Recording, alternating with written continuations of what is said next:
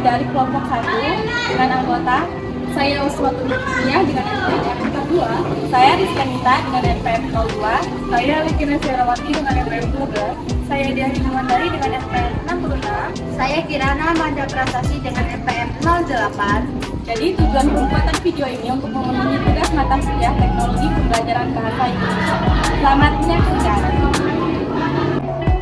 Baik, selanjutnya adalah pemanfaatan perangkat digital dalam pembelajaran. Nah, pemanfaatan perangkat digital itu merupakan perkembangan yang sangat menguntungkan bagi dunia pendidikan. Nah, berikut beberapa manfaat perangkat digital dalam pembelajaran. Yang pertama adalah kemudahan akses dan fleksibilitas. Nah, teknologi digital atau perangkat digital itu memungkinkan peserta didik untuk mengakses materi pembelajaran di mana saja dan kapan saja.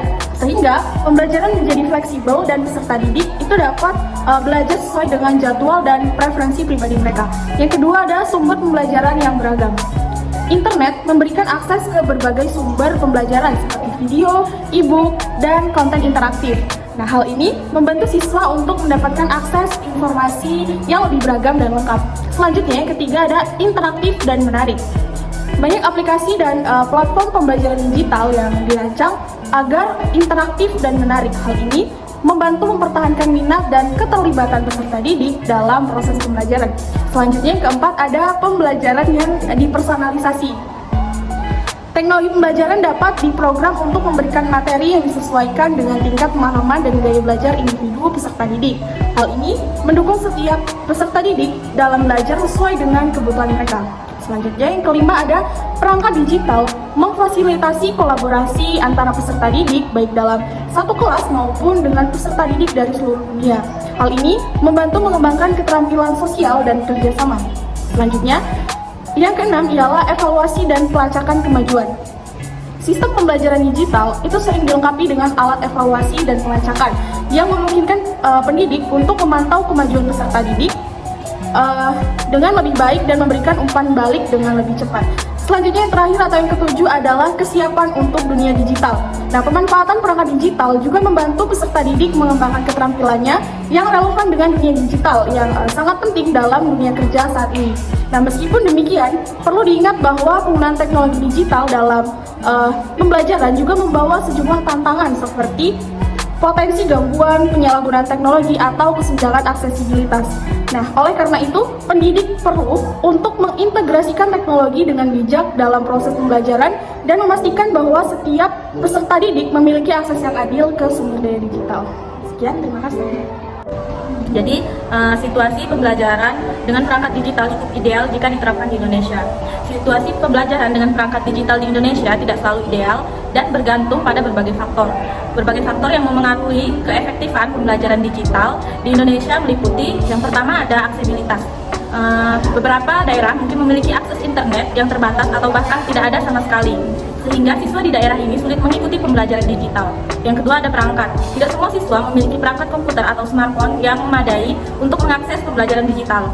Yang ketiga ada keterampilan digital. Siswa dan guru perlu memiliki keterampilan digital yang cukup untuk mengoperasikan perangkat dan platform pembelajaran digital dengan efektif. Yang keempat ada kurikulum dan konten. Pembelajaran digital memerlukan kurikulum yang sesuai dan konten yang relevan. Perlu ada upaya untuk memastikan bahwa materi pembelajaran yang disampaikan secara digital memenuhi standar pendidikan yang tepat. Yang kelima ada dukungan teknis. Diperlukan dukungan teknis yang memadai untuk menjaga sistem pembelajaran digital berjalan dengan lancar. Hal ini mencakup pemeliharaan perangkat, pembaruan platform, dan penanganan masalah teknis. Yang keenam ada faktor sosial dan psikologis. Pembelajaran digital dapat menghadirkan tantangan dalam hal interaksi sosial dan motivasi siswa. Ini bisa memengaruhi efektivitas pembelajaran. Jadi, sementara pembelajaran digital dapat menjadi alat yang berguna, perlu ada upaya serius untuk mengatasi hambatan-hambatan tersebut agar situasi pembelajaran dengan perangkat digital menjadi lebih ideal di Indonesia. Ini melibatkan investasi dalam infrastruktur internet, pelatihan untuk guru dan siswa, dan pengembangan konten pembelajaran yang berkualitas. Menjelaskan strategi dan contoh penggunaan digital di dalam kelas. Strategi dan contoh penggunaan teknologi digital di kelas dapat memberikan dampak positif pada pengalaman pembelajaran. Berikut beberapa strategi dan contoh penggunaan teknologi digital di kelas. Yang pertama, blended learning atau pembelajaran berimbang. Gabungan pembelajaran tatap muka dan online. Guru dapat memberikan materi inti secara daring dan menggunakan waktu di kelas untuk diskusi, eksperimen, atau proyek praktis. Contohnya, Guru dapat memberikan video pembelajaran online sebelum kelas dan menggunakan waktu kelas untuk diskusi mendalam. Kemudian menggunakan papan tulis digital. Papan tulis digital interaktif memungkinkan guru untuk menyampaikan pembelajaran dengan lebih dinamis. Mereka dapat menulis, menggambar, dan menampilkan sumber daya digital secara langsung kepada siswa. Selanjutnya, yaitu penggunaan aplikasi pembelajaran. Aplikasi mobile dan perangkat lunak khusus seperti Khan Academy, Duolingo, atau Quizlet dapat digunakan oleh siswa untuk belajar dan menguji pemahaman mereka. Yang keempat yaitu platform pembelajaran online. Guru dapat memanfaatkan platform pembelajaran online seperti Google Classroom, Moodle, atau Edmodo untuk mengatur materi pembelajaran, tugas, dan komunikasi dengan siswa. Selanjutnya yang kelima yaitu edukasi berbasis game.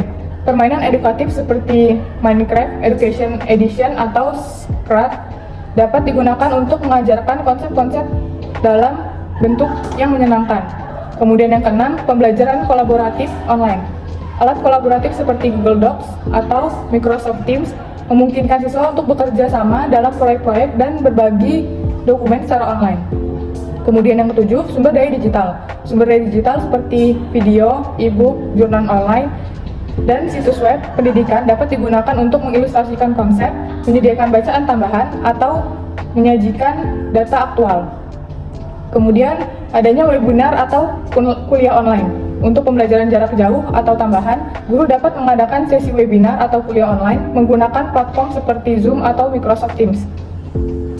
Kemudian adanya media sosial pendidikan. Penggunaan media sosial yang relevan dan aman dapat membantu siswa terlibat dalam diskusi, berbagi informasi, atau mengikuti perkembangan terkini dalam subjek tertentu. Kemudian yang terakhir adanya pemantauan kemajuan siswa. Sistem manajemen pembelajaran atau LMS dapat membantu guru melacak kemajuan siswa dengan mengukur kinerja dan memberikan umpan balik. Jadi penggunaan teknologi digital harus diintegrasikan dengan baik dalam rencana pembelajaran dan pendidik perlu melibatkan siswa secara aktif dalam penggunaan teknologi ini. Penting untuk memastikan bahwa penggunaan teknologi mendukung tujuan pembelajaran dan menciptakan pengalaman yang berarti bagi siswa. Terdapat keuntungan dan keterbatasan untuk menggunakan perangkat digital untuk mendukung pembelajaran. Yang pertama, terdapat keuntungan menggunakan perangkat digital untuk mendukung pembelajaran, yaitu perangkat digital itu memungkinkan akses kita ke sumber daya pendidikan itu dari mana saja dengan koneksi internet, sehingga dapat meningkatkan aksesibilitas bagi siswa di berbagai lokasi. Lalu, siswa juga dapat belajar kapan saja sesuai dengan jadwal mereka, sehingga memungkinkan pembelajaran yang lebih fleksibel. Kemudian, perangkat digital itu menyediakan beragam jenis materi pembelajaran seperti video, simulasi, dan sumber daya interaktif untuk meningkatkan pemahaman siswa. Lalu ada teknologi, itu memungkinkan interaksi yang interaktif melalui platform pembelajaran online, diskusi berani, dan ujian mandiri. Kemudian, instruktur itu dapat dengan mudah melacak kemajuan siswa dan memberikan umpan balik dengan lebih cepat. Kemudian, ada keterbatasan menggunakan perangkat digital untuk mendukung pembelajaran. Yang pertama, itu tidak semua siswa memiliki akses yang sama ke perangkat digital dan koneksi internet yang stabil, sehingga hal ini itu menciptakan kesenjangan digital. Kemudian, pembelajaran online itu dapat mengurangi interaksi sosial antar siswa dan instrukturnya atau pendidiknya, sehingga itu dapat mempengaruhi perkembangan sosial dan kemampuan berkomunikasi. Kemudian, peserta didik itu dapat menjadi terlalu bergantung pada perangkat digital dan kehilangan kemampuannya untuk belajar secara konvensional. Siswa juga dapat mudah terganggu oleh perangkat digital seperti ponsel atau media sosial yang dapat mengganggu fokus belajar kita. Kemudian ada beberapa jenis pembelajaran seperti praktik langsung di laboratorium atau keterampilan fisik itu sulit untuk diimplementasikan secara online. Mungkin itu saja mengenai keuntungan dan keterbatasan dalam menggunakan perangkat digital. Di sini saya akan menjelaskan tentang jenis aplikasi apa saja untuk mendukung pembelajaran yang digunakan di dalam kelas. Berikut kelebihan dan kekurangannya. Yang pertama, Google Classroom. Kelebihannya mudah digunakan, integrasi dengan G Suite, pengaturan tugas dan penilaian, kolaborasi online. Kekurangannya terbatas jika tidak menggunakan ekosistem Google dan memerlukan koneksi internet. Yang kedua, Microsoft Teams. Kelebihannya, kolaborasi dan komunikasi online, integrasi dengan Office 365 dan video konferensi. Kekurangannya, memerlukan akun Microsoft antarmuka yang kompleks bagi beberapa pengguna. Yang ketiga, Zoom. Kelebihannya, video konferensi berkualitas tinggi, fitur berbagi layar, dan interaktif. Kekurangannya, tidak dirancang secara khusus untuk pendidikan. Beberapa masalah keamanan sebelumnya. Yang keempat, kelebihan Edmodo. Kelebihannya, platform khusus pendidikan, tugas, diskusi, kolaborasi, dan pengukuran. Kekurangannya, fitur mungkin terbatas dibandingkan dengan platform yang lebih umum. Kelima, Kahoot. Kelebihannya, game berbasis kuis yang interaktif dan menyenangkan, meningkatkan keterlibatan siswa. Kekurangannya, tidak sesuai untuk semua jenis pembelajaran, tidak menyediakan materi pembelajaran secara langsung. Yang keenam, Duolingo. Kelebihannya, bagus untuk pembelajaran bahasa, mudah diakses, penggunaan yang intuitif. Kekurangannya, lebih cocok untuk pembelajaran mandiri, terbatas pada bahasa tertentu. Setiap aplikasi memiliki kelebihan dan kekurangan sendiri dan pilihan tergantung pada tujuan dan kebutuhan kelas. Beberapa pendekatan terbaik mungkin juga menggabungkan beberapa aplikasi untuk mencapai hasil terbaik. Sekian video dari kami. Terima kasih. Wassalamualaikum warahmatullahi wabarakatuh.